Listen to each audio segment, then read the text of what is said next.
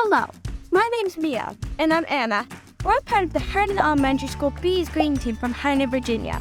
We answered the question, what can we do to improve our watershed?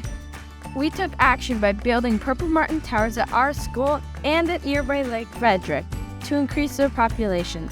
This is the tower we built at our school. It's 14 feet tall and has 8 boards with the purple martins to make their home. We've also placed pine needles inside to start their nests. Purple martin populations have been declining 1% each year between 1966 and 2015. The main reason is because they don't have safe homes to live in. Many of their homes are invaded by more aggressive birds like European starlings and the house sparrows. We rely on purple martins to consume those pesky insects that we all don't like. That's an amazing thing for us to have. We are challenging students from all over the world to create a positive ripple effect in your community.